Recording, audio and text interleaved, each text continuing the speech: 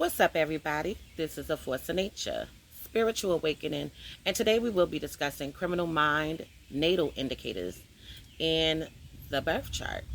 Okay, so before we get started, I do want to say thank you for everybody that's been tuning in, everybody that's been purchasing tickets, everybody that's been donating to the channel, getting birth charts, anybody that has been donating to the Ganges Food Tasting White and Gold Affair. I appreciate each and every one of you.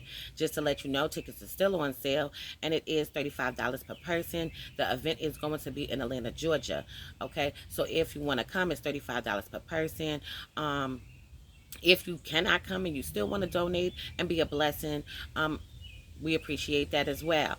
Okay, letting you know again, Gemini opposite polarity sale is on. Okay, it will be ending on Thursday, which is the 20th, June 20th. Okay, Gemini season will be ending. Okay, so that will be the last day for you to get your chart for that price when it comes to the placements and things like that. So if you're interested, please email me. My phone number is 516-738-6042. I do prefer you to text me first. I don't answer phone calls right away. Okay, you have to text me. And then we can talk after that if that's what you want to do. Okay, so let's get started. Okay, so criminal minds. What would these indicators be in the natal birth chart? Okay, so let's jump into it. We have Pluto in the first house.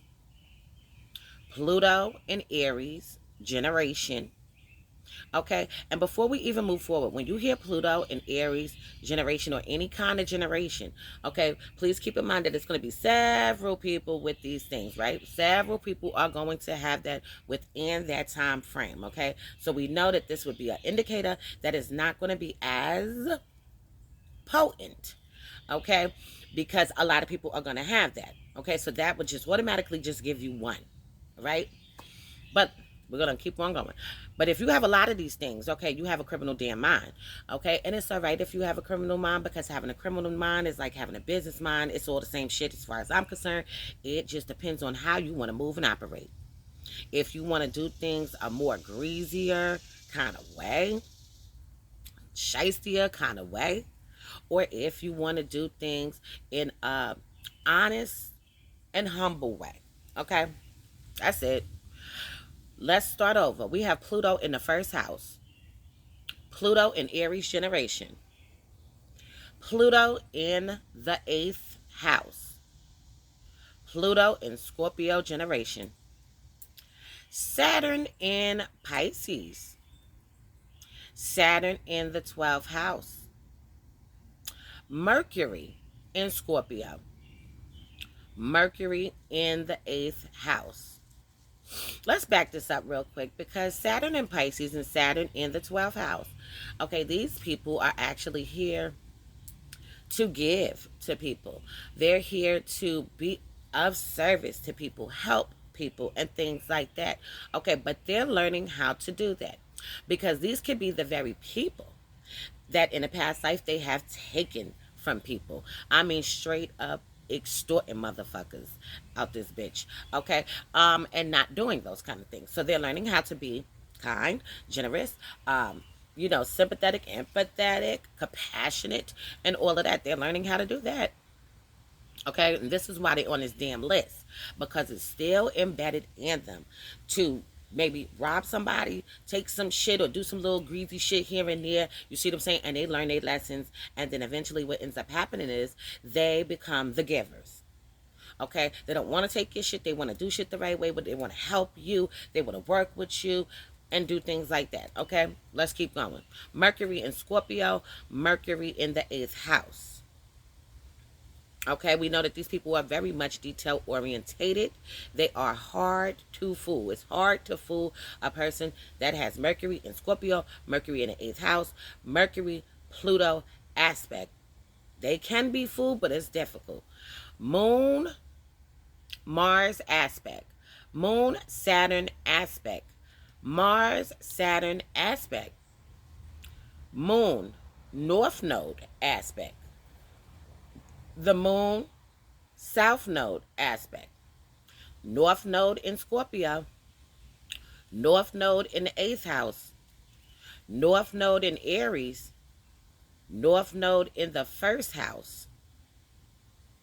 We also have Moon Uranus aspect, Moon in Aquarius, Moon in the 11th house, Moon in Aries, Moon in the first house, Moon in Capricorn, Moon in the 10th house, Mars in Capricorn, Mars in the 10th house, North Node in Cancer, North Node in the 10th house, Pluto in the 2nd house, Pluto in Taurus generation, Mercury, Pluto aspect, which I believe I just mentioned, but I said it early. But here it is. Mercury, Pluto aspect. Sun, Pluto aspect.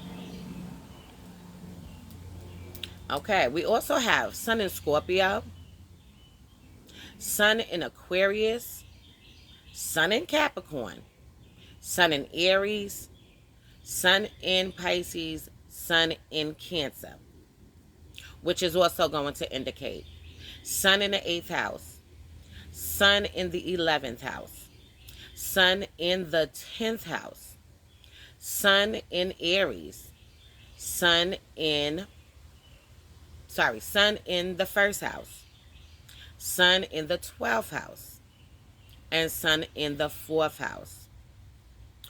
Aries rising, Scorpio rising. Okay, so when it comes to the Lilith placements, okay, all Lilith placements has the potential to come out and do some greasy shit. All of them do. Every last one of them can. Okay, so I really don't have to really go through all of that, but I will. Okay, so we do have Lilith in Scorpio, Lilith in the 8th house, Lilith in Virgo, Lilith in the 6th house, because these are the ones that's going to be potent. Lilith in Taurus, Lilith in the 2nd house, Lilith in Capricorn, Lilith in the 10th house, Lilith in Pisces, Lilith in the 12th house, Lilith in Aries, Lilith in the 1st house, Lilith in Gemini, Lilith in the 3rd house, Lilith in Cancer, Lilith in the 4th house, Lilith in Libra, Lilith in the 7th house. Now, if I skipped one, and I believe I skipped the Sagittarius one, but that's on it too. So all of the Lilith placements has a potential, okay? And the house placements, okay, has potential. So you could just automatically count that you have 2 or 3, okay, already. See what I'm saying? Pluto in Capricorn. Pluto in the 10th house, okay? So what does that mean? Pluto in Capricorn generation. Pluto in Aquarius generation, Pluto in Pisces generation, Pluto in the 11th house, Pluto in the 12th house.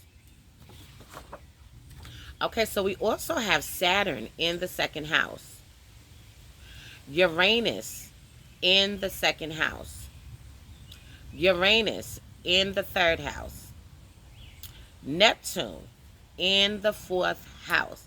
Okay, people that have Neptune in the 4th house has a family of people that are actually gangsters, okay, or shysters, or has done a lot of shit that's not being discussed. They may know some things, but there's absolutely more things that is being hidden to the eye, okay? A lot of things, okay? So yeah, this is why it's on it, because people probably like, oh my God, why would Neptune in the 4th be in there? Because their family has fucking secrets, okay? And a lot of times the things that you see or don't know, they can be things that you don't even remember that happened when you was a child, okay? And now you become a thug, or you become a gangster, or you become shysty, or you become manipulative, and things like that, and you start having that mind on how to get the money and get the bread. All right, we have Mars, Pluto aspect, Venus in Scorpio, Venus in the 8th house, Venus in Pluto, Venus Pluto aspect is what I mean. Venus Pluto aspect, whether it's a trine, sextile, conjunction, opposition, or a square. or a sectal. Mars in Aquarius. Mars in the 11th house. Mars in Aries. Mars in the first house. Mars in Taurus. Mars in the second house. Okay, we have Pluto in the second house. Also have Mars in Scorpio, Mars in the 8th house. If I didn't say that, just saying it again. Mars in Pisces, Mars in the 12th house. Mars Uranus aspect. Mars Uranus aspect, a lot of times these people tend to be around the people that are into some shit. And you know what happens when you're around these people? Sometimes that's going to definitely rub off on you. Okay, because these people can be a little bit chaotic, okay, a little all over the place, and they do come up with plans to do certain kind of shit. You see what I'm saying? When you're looking at the Mars Uranus aspect, you're looking at a Mars in Aquarius, Mars in the 11th house. Mars Venus aspect. Mars Neptune aspect. Neptune in Capricorn. Neptune in the 10th house. Mercury in Capricorn. Mercury in the 10th house. Sun in Capricorn. Sun in the 10th house. Sun in Scorpio. Sun in the 8th house. And I think we went through that, right? Let's keep on going. We have Mercury in Cancer. Mercury in the 4th house. Mercury in Pisces. Mercury in the 12th house. Also, it will also be Mercury in Aries. Mercury in the 1st house. Mercury in Scorpio. Mercury in the 8th house. Okay, if I did not mention that, because I know that I was writing this out and I didn't want to forget nothing. Okay, but I know I'm going to have to make a part 2. So that's what I have for now. And in future videos to come, I will go more into depth into the criminal mind indicators in the natal birth chart. Okay, so this is a force of nature, spiritual awakening. Love is love. Peace and blessings to you all. And I will see you on the next one.